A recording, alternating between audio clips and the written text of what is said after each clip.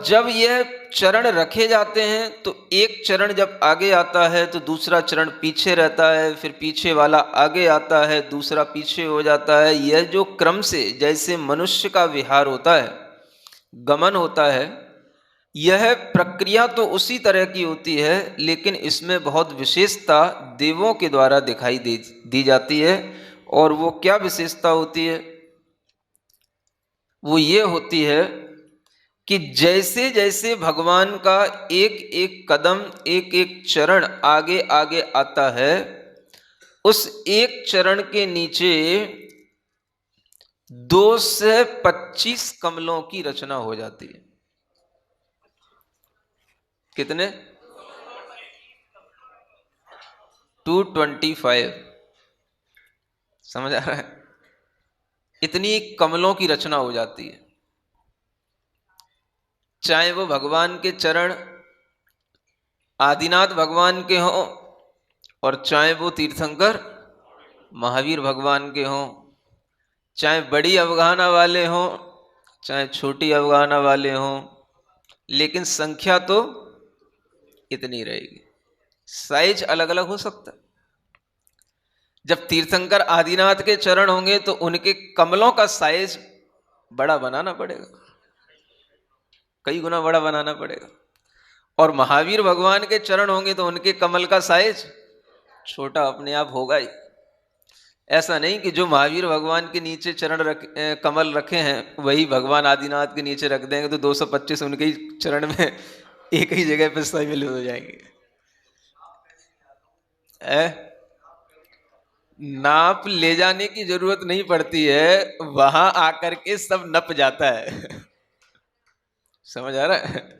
वहां आकर के अपने आप सब उसी नाप तौल से हो जाता है ना?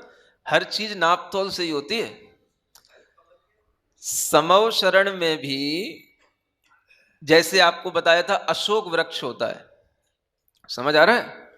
तो ये भी लिखा हुआ है शास्त्रों में, तिलोई पंडिती आदि ग्रंथों में, कि भगवान की देह की जितनी ऊंचाई होती है उससे 12 गुना ऊंचा अशोक वृक्ष होता है। हाँ, समझ आ गया? अब जितनी देह की ऊंचाई होगी उससे 12 गुना लेना है। तो जिन भगवान की तीर्थंकर की जितनी ऊंचाई है उससे 12 गुना ऊंचा अशोक वृक्ष होता है। इस वर्धमान स्तोत्र के माध्यम से आप लोग निरंतर सुन रहे हैं।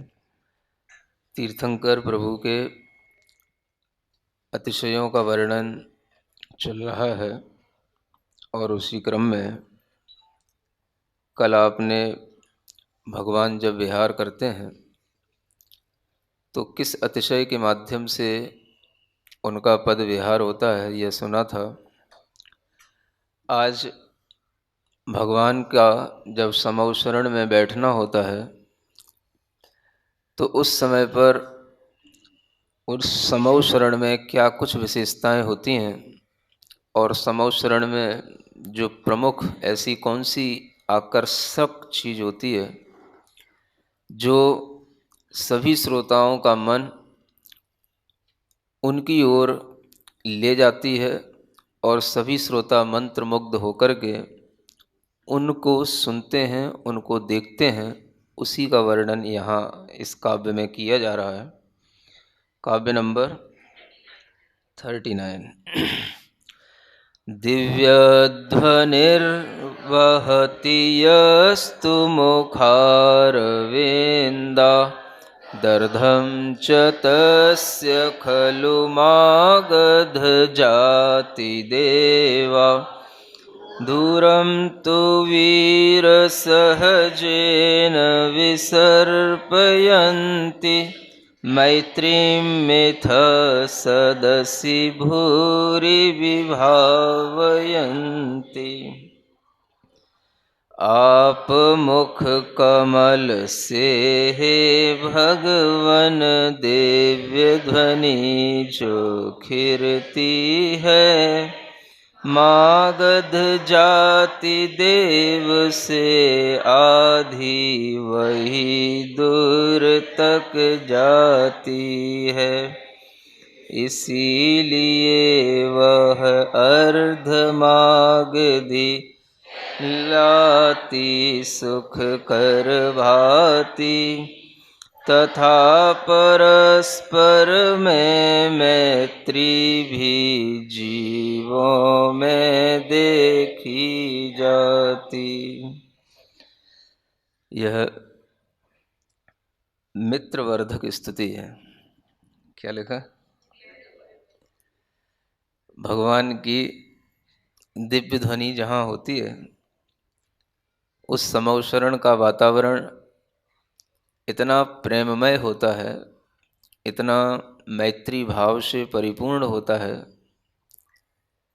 कि उस वातावरण में पहुँच कर के व्यक्ति कितनी भी मनोमलानताएं आपस में रखता हो वह सब छोड़ देता है, भूल जाता है। जहाँ भगवान का समौशरण होता है, दिव्य ध्वनि होती है, वह दिव्य ध्वनि में इतनी शक्ति होती है कि उस उपदेश को सुनकर के आदमी के अंदर, जीव के अंदर जितना भी दर्शन मोह होता है वह सबसे पहले नष्ट हो जाता है।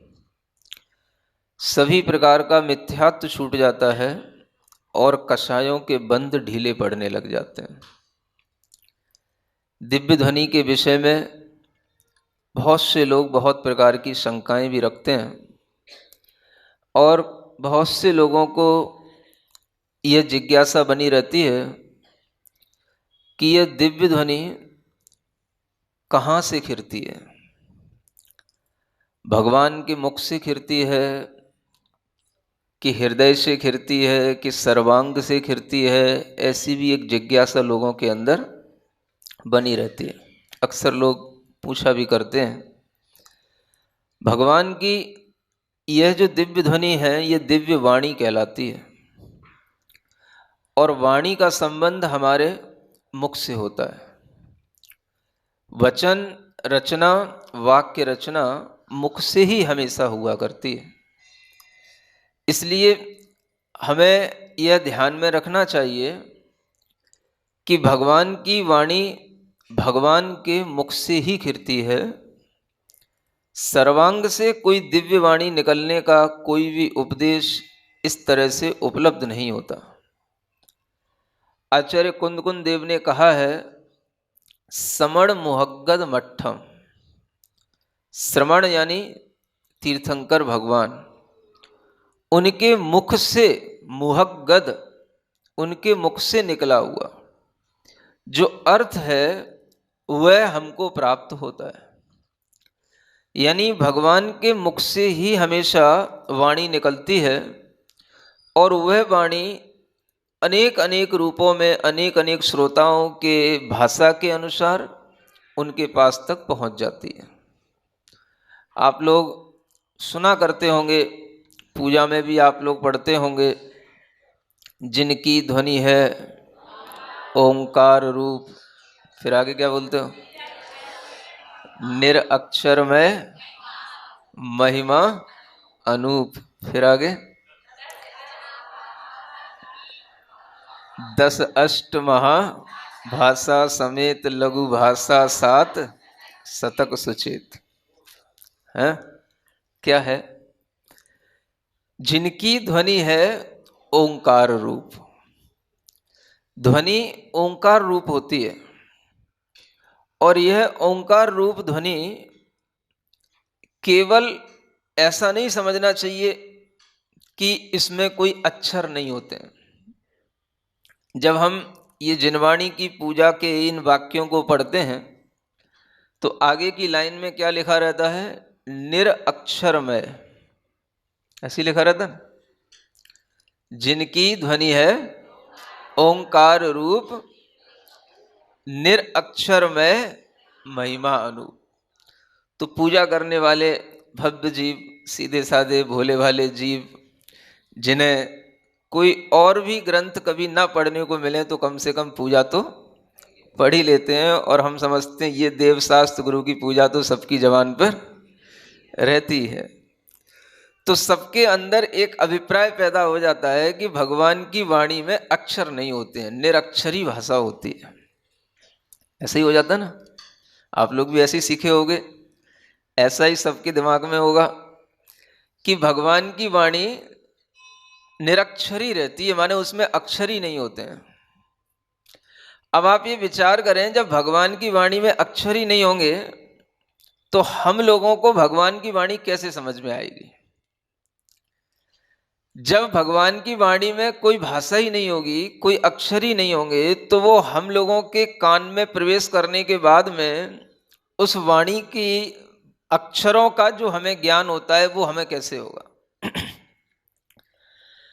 कोई भी लोक में रहने वाला व्यक्ति होता है, कोई भी जीव होता है, बिना अक्षर के, बिना भाषा के कभी भी किसी के अभिप्राय को समझ नहीं पाता है।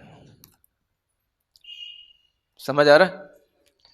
अगर हम आपसे कुछ बोल रहे हैं और आप सुन रहे हो, तो आपकी भाषा के रूप में बात हो रही है, कुछ अक्षरों के माध्यम से बात हो रही है, तो आप सुन पा रहे हो।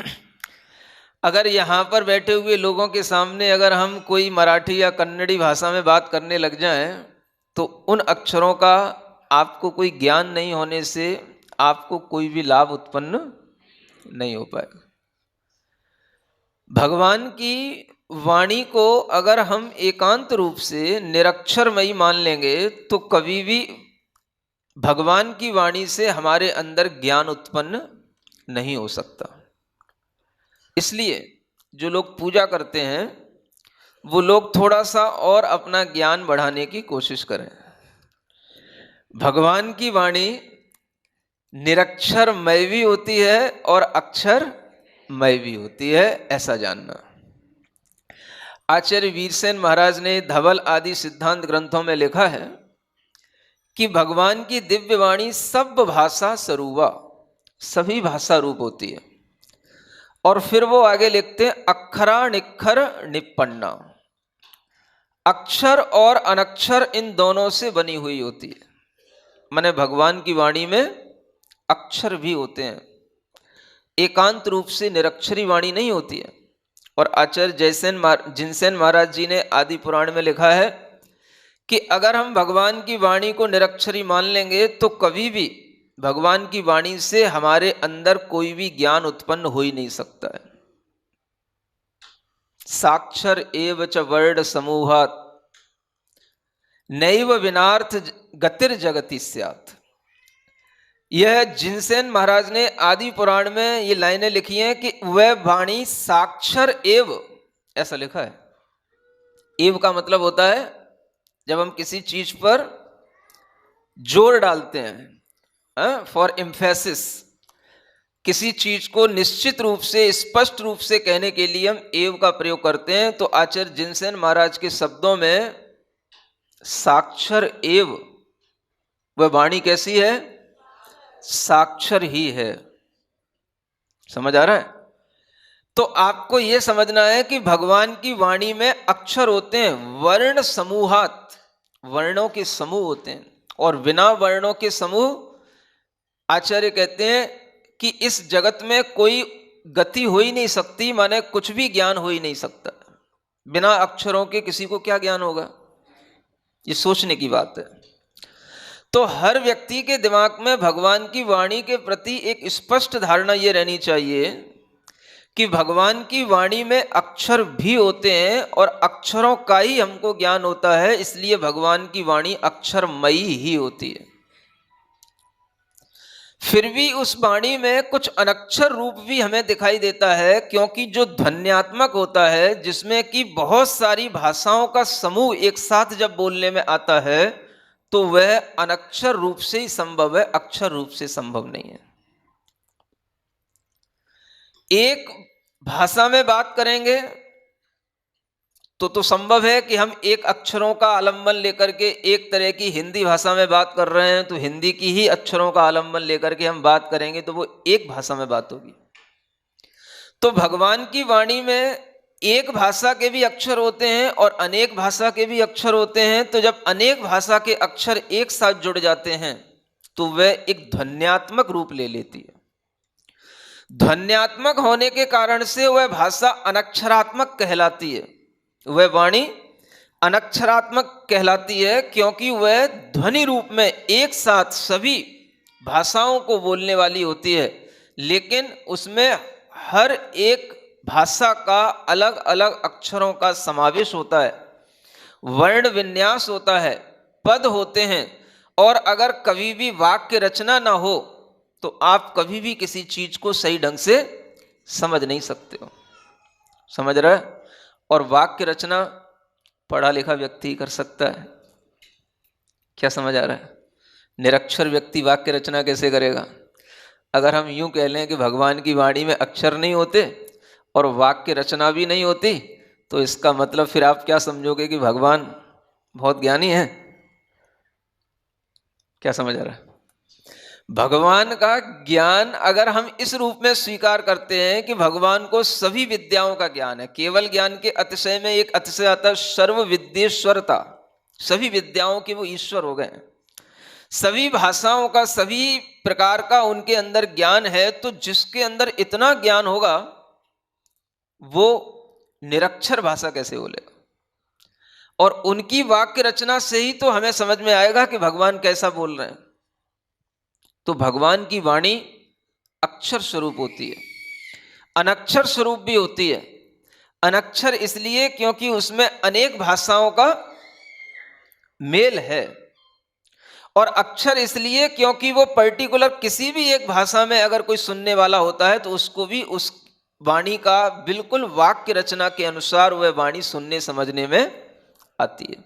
इसलिए आचार्यों ने जहां जहां पर भी भगवान की वाणी की स्तुति की है तो वहां पर ये शब्द उन्होंने प्रयोग किए हैं कि हे भगवान, आपके वाक्य, आपकी वाणी जगत के लोगों को बहुत शांति प्रदान करने वाली है, इसलिए जगत के सभी जीव आपकी वाणी सुनने के लिए समौ शरण में हमेशा बैठे रहते हैं। समौ शरण में हो सकता है छोटे छोटे बच्चे भी रहते हों, लेकिन वहां पर कुछ ऐसी भी आवाज और भी आती रहती है कि उन छोटे छोटे बच्चों का भी अगर कहीं रोना चिल्लाना हो रहा हो तो वो देव दुंदुभी के आगे वो वाणी में कोई डिस्टरबेंस नहीं होता है, और भगवान की वाणी चलती रहती है, और देव दुंदुभी के कारण से जो है बच्चों के रोने धोने से कोई फर्क नहीं पड़ता है।